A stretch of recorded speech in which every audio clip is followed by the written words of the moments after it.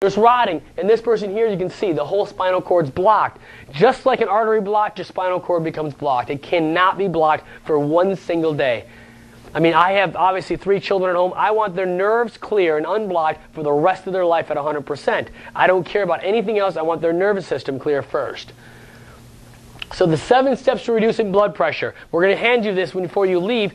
Number 1, we got to have the nerve system clear. It's this bone. C1 is what controls blood pressure. That's the nerve that controls your blood pressure up top there. Number 2 is we're following the CDR diet. We got to follow the diet. We got to lower our sugars. We got to decrease the inflammation. We have to decrease the amount of carbohydrates, increase the alkalinity of our body. Number 3 is hawthorn. It's an herb. Just so you know, this step to reduce blood pressure is just a natural way until you get it under control. You're not going to stay on some of these. You're not going to stay on like hawthorn herb the rest of your life. Just so you know, it's an herb. Herbs replace medicine. Still, we don't want to, your blood pressure is up for a reason. We just don't want to lower it. We want to make sure you're getting healthier. This is one way to help it. You don't take this forever, because guess what? You still got blood pressure. You're just covering it up, even though you're using an herb. Does that make sense? Herbs will cover up your symptoms, but why is the symptom still happening? The herb is there for right now to keep it there, because guess what's safer than drugs? The herb's actually safer than the medications. But we also don't want to be taking it forever. Magnesium, those of you who heard it, you've got to be getting magnesium in to help reduce blood. These are the 7 number 1 steps that have been studied and researched that will reduce blood pressure faster than everything. CoQ10, which we just talked about, garlic, and obviously fish oil. The right ratio of fish oils in, omega-3 to omega-6s. And so we're going to give you that, those of you who have blood pressure. Now we get into chiropractic cuts blood pressure, just done at the University of Chicago. They did a study that showed chiropractic cervical adjustments in the neck reduced systolic blood pressure 14 points and diastolic by 8 points in 8 weeks. They couldn't believe it. They did the study over and over and over because the statisticians and the doctors there in the University of Chicago couldn't believe that all we have to do is move that bone and the blood pressure will start reducing. Does it happen in everyone? It happens in most people once the body starts to heal. Some people it's 8 weeks, some people it's in 3 months. But the body will heal and lower itself. That's the number one in the list is keeping the nerve system clear. So 7 steps to reducing cholesterol, obviously important. Number 1, obviously, again, number 1 step is we need to make sure the nerve system is clear, brain-body connection. CDR diet again, because remember, with lowering cholesterol, we have to prevent inflammation.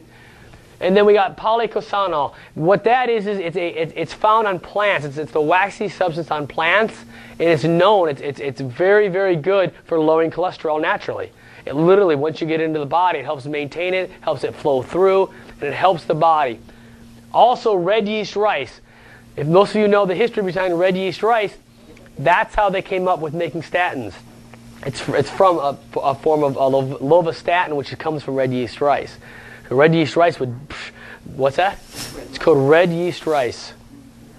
And if you, why don't your doctors give you that instead anyway if they want to lower it? Why wouldn't they give you that? Because you can't put a patent on it. That's why. If you can't put a patent on it, you don't make $1 billion on it. And so red yeast rice is where they came from. Obviously, garlic again, fish oil. Niacin is one of the best ways, B3, niacin. Those of you who already heard that or know the B vitamins. Obviously, this is for some of you who are in extreme cases who still want to lower it, worried about that. These are the protocols you'd follow for now while we're getting the body healthy enough. You won't take this forever. You can take these things right here. You won't take that forever once it's back under control.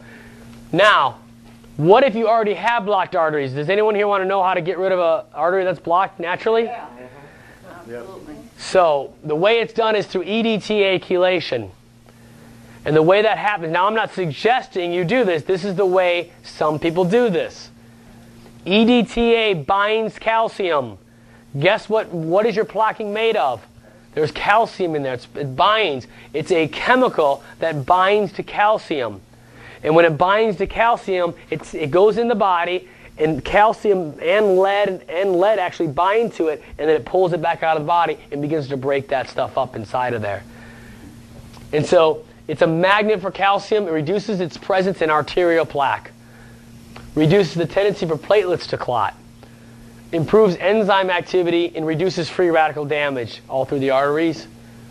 binds to heavy metals, pulls them out of the body, creating alkalinity, decreasing inflammation in the arteries. Its success rate in increasing blood circulation is 82%, higher than almost anything else. EDTA. Where do you get it? You have to find it. But we're going to go through some stuff, what we're doing here coming up on Saturday. But EDTA's success rate is 82%. How many of you in this room have a blocked artery? Almost all of you do, so you should have raised your hand. Hopefully I don't, but we may have some. We may have 10% or 5% or 20%. First thing we do, now a lot of you won't need to obviously do this. Some of you obviously need to find out fast what's happening there. So here's the key. This is what you guys need to be doing. If you follow the cancer protocols, all you're going to do is you're going to add a few of these to your cancer protocol. If you look at the cancer protocol, a lot of these are already on there. If you're following the cancer protocol, the chances are you'll never get heart disease either. You just add a few on there if you're concerned. Number one, obviously, we have to have a clear nerve system. Number two is the CDR diet. We're following that diet the best. We're getting in our garlic, again, fish oil, CoQ10, an amazing multi-mineral vitamin. We got to make sure we're getting a natural, whole food vitamin mineral. And we're getting antioxidants, obviously. Almost the same types of things we're doing for our cancer protocols with addition to a few others. So that's the protocol. And so antioxidants, what does it prevent? Oxidation of what? Cholesterol, oxidation of your cells. And the more antioxidants you have in your body, the less likely you are to get heart disease and cancer, and the more likely you are to reverse those things if they're going on. You got to increase those things in your body. I mean, this is life-changing stuff, and no one's ever showed you this. This will save your life. This will save your children's life. This will save everyone's life you know if they could follow these protocols. Testing. So now, a lot of you are still worried about testing, right? Guess what? There's only two or three that'll ever tell you if you're going to have a heart attack. One is called C-reactive protein. Who's here heard of a CRP test? Have you heard of it for heart disease, right? Yeah, actually, it causes inflammation. It's just inflammation. It's an inflammatory test. C-reactive protein is a protein produced during inflammation. So if there's a lot of this CRP in the body, a lot of this protein, then what else is in your body? Inflammation. There's blood work that will find how much CRP, how much of this protein is in your body. Harvard researchers have found that high levels of CRP increase your risk of heart attack 4.4 times higher. Don't worry about your cholesterol. Worry about what? Your CRP test. Worry about your inflammatory test. Research shows that C-reactive protein level is a stronger prediction in cardiovascular than LDL cholesterol levels. Way stronger. That's the most important test they should be running. Why aren't they running that test? Because guess what they don't have to give you? A drug. They don't have a drug to give you. So if they don't have a drug to give you, guess what? Then why would they do the test? Did you know that? Why would we do a test on you if we can't give you a treatment and make money from our treatment? Why wouldn't they do the test? Sometimes they'll do it, but why aren't they doing those tests? Some are. I'm not saying they aren't. Some are doing it. But why aren't all of them doing it? Why just do it? Why didn't they do it? That's the test. Number one is they don't know how to keep you healthy. If you figured it out, where do they learn everything from? Pharmaceutical companies. Pharmaceutical companies don't want you doing that. Homocysteine is the next test. Accelerates the oxidation of LDL cholesterol, which creates plaquing in the arteries. When you have high homocysteine, you accelerate oxidation. High levels of homocysteine is a sign of plaque building up in your arteries. That's what it's the sign of. You can't have high homocysteine levels. So we're measuring CRP, we're measuring homocysteine. If that's high, guess what we're going to have eventually? Cancer or a heart attack. That's what's going to happen. Number three, our testing is you need to have a nerve system check. You need to make sure, those of you who are here, you need to have the nerve system check. We need to make sure there's 100% communication, that there's no blockage in the nerves. We want no blockage in your nerves and no blockage in your arteries.